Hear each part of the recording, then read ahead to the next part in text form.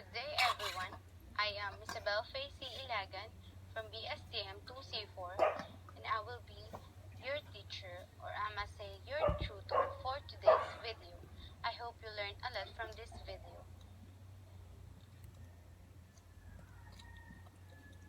Now, let's learn more about volleyball.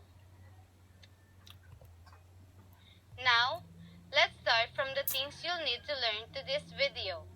First is the rules and regulations of volleyball. Court dimensions.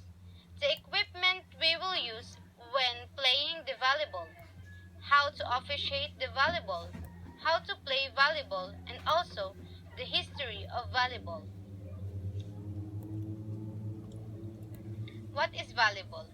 Volleyball is a game for two teams, usually consists of 6 players, in which a large ball is hit by hand over high net. Ibig sabihin nito, ang sport na ito ay binubuo ng dalawang team na mayroong tig-anim na players na magkukumpit sa isang game, at upang makascore ay sinisigurado nila na hindi lalapat o hindi matatouch ng bola ang ground. History of volleyball. Si William George Morgan ang nag-imbento ng larong volleyball na dating tinatawag bilang mintonet.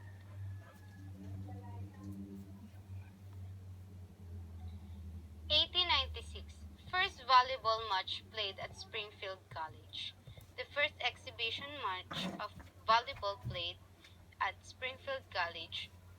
This was called the International YMCA Training School in 1896.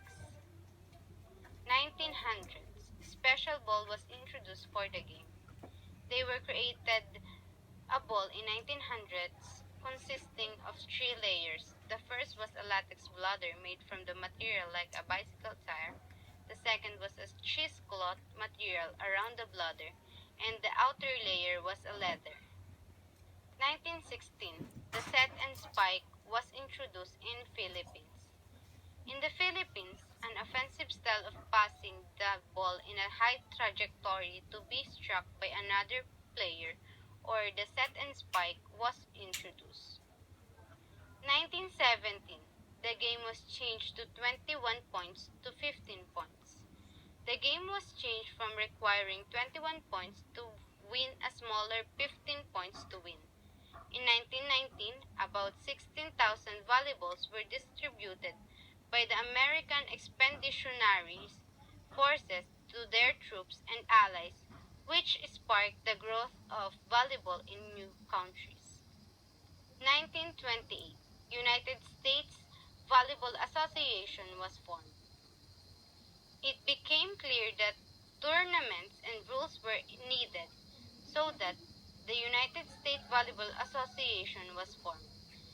This was the first U.S. Open was staged, as the field was open to non-YMCA squads. 1934. The approval of national volleyball referees.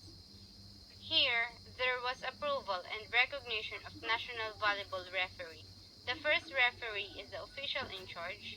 If they feel it necessary to do so, the first referee has the authority to overrule any of the other officials. 1964. Volleyball was introduced to the Olympic Games in Tokyo. Volleyball was added as a medal sport for men and women at the Tokyo Games. 1965. The California Beach Volleyball Association was formed, or it was commonly known by the acronym of CBVA. It was the first governing body for beach volleyball. Since its founding in 1965, CBVA was coordinated local beach volleyball tournaments for players of all skills level. 1976. First beach tournament. The first professional beach volleyball tournament was called the Olympia World Championship of Beach Volleyball. It took place at Will Rogers State Beach during late summer in 1976. 1990.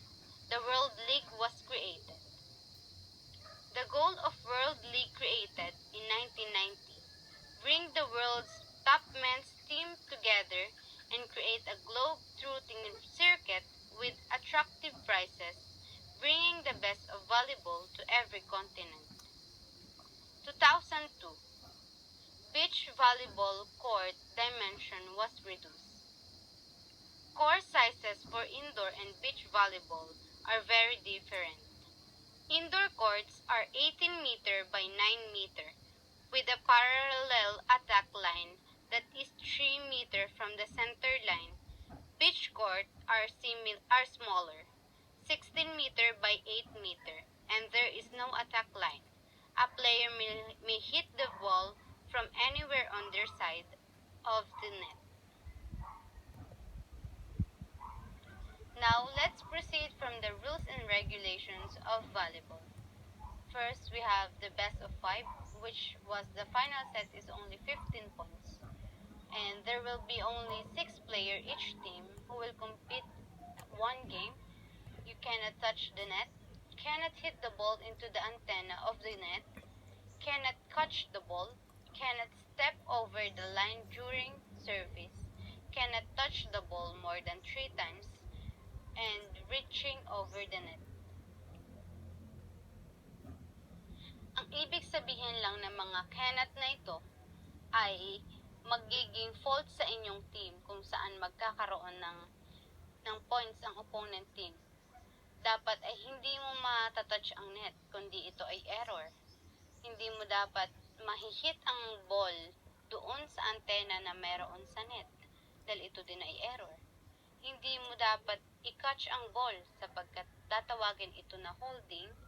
Hindi mo din dapat tapakan ang line during service dahil ito ay tatawagin na stepping on the line. Hindi mo din dapat matouch ang ball more than 3 times dahil mayroon tayong rules na 3 touches only.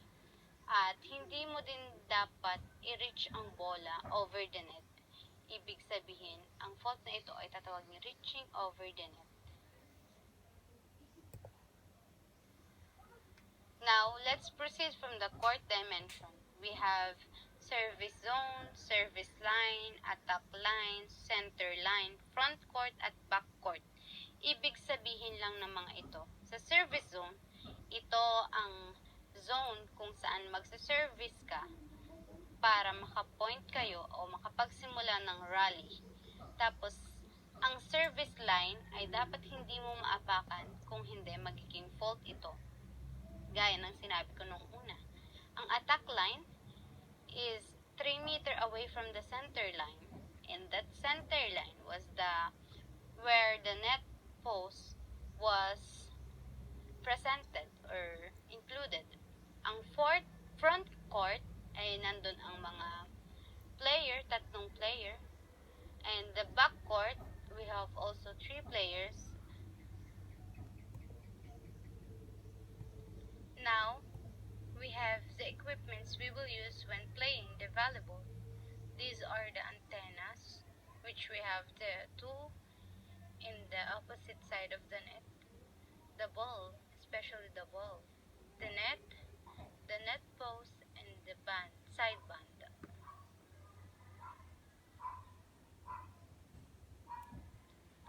Now, let's proceed from officiating the volleyball.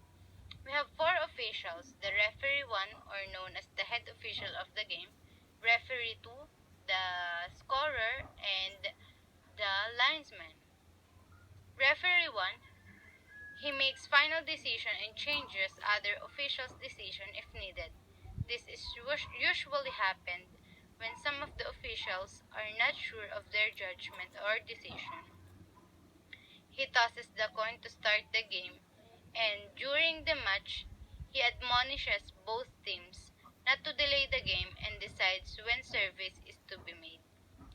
The position of the players, the faults of the game, and the faults committed above the net. Referee 2, who supervised the scorer, and he managed or she managed the players seated on the bench. He He authorizes and administers timeouts and substitution. 12 substitution is the maximum permitted per team per set. A player in the starting lineup may leave and re-enter the set, but only in his or her previous position in the lineup. The scorer, who records the data in the match and get the signatures of the coaches. During the game, the scorer records points scored by either team's supervised service rotation, records timeouts and substitution, and inform the referee about the end of a set. Now, the linesmen. Originally, there are 4 linesmen, but if there are only 2 linesmen are used, they must be positioned diagonally of opposite each other, holding a flag to signal the following. The ball is either inside or outside the playing area. If the receiver holds the ball and foot faults are committed by the server at the end line.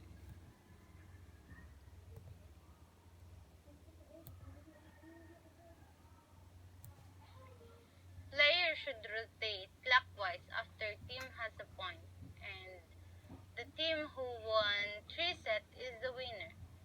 And the final set is only 15 points, like what I have said earlier. Serving, the first contact that starts every rally. Ito yung ginagawa natin para mag-start ng isang rally o para maging way natin para magkaroon din tayo ng puntos from our opponent team. May types three where we have types of service: underhand, overhand, floater, topspin, jump serve. But mostly ang ginagamit ng mga volleyball player ay underhand, overhand, topspin at yung jump serve. Passing, getting the ball to someone else on the team after it being served or hit over the net by the opposing team. Ibig sabihin nito, like me, I'm the first who touched the ball and ipapasa ko to sa isa kong kasama ka-team at ang patatlong hit nun, yun na yung spiker or attacker para maging way namin o maging strategy namin para magkaroon ng points sa game. Sunod ay dig. Rescue ball almost hitting the ground. Ito yung yung nagre-rescue ng ball. Ito ay, ang tinatawag na player dito ay libero. Ginagawa niya lahat para hindi lumapat yung bola kasi pag lumapat nga yung bola, ibig sabihin magiging score na ito ng kalaban. Substitution. Substitution, ito yung pagpapalit ng mga player. Meron tayong maximum of 6 player per set except sa libero. Pwede mag-change ng 6 players ang coach nyo sa isang set at ginagawa ito if pagod na yung iba, masyado nang babad sa laro at meron silang panibagong strategy na plano. Sunod ay setting.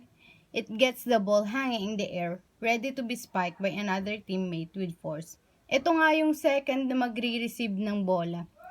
First ay yung nag-serve, yun may nag-receive, tapos ipapass. It is a set ng setter, tapos i-spike na ng attacker para maka-score na sa kalaban. Sunod ay spiking. The act of slamming the ball in a downward motion across the volleyball net to the other team's side of the court. Ibig sabihin nito, ito nga yung sinasabi natin na attacker or spike. Ito yung naging strategy para mas madaling makapuntos ang isang team kung meron kayong isang plano na isa-set tapos i-spike na todo na patusok nung spiker at magiging sanhi ito ng puntos ng inyong team. Sunod ay blocking. Another important skills, although it's probably the most expendable of the fundamentals. Ang ibig sabihin ng blocking, ito nga yung may nag-i-spike or something na may nagbalik ng bola from the opponent team. Pwede ng kalaban i-block o saranggahan yung bola para gawin din itong strategy para makapuntos sa game na ito. I hope you like this video. Bye!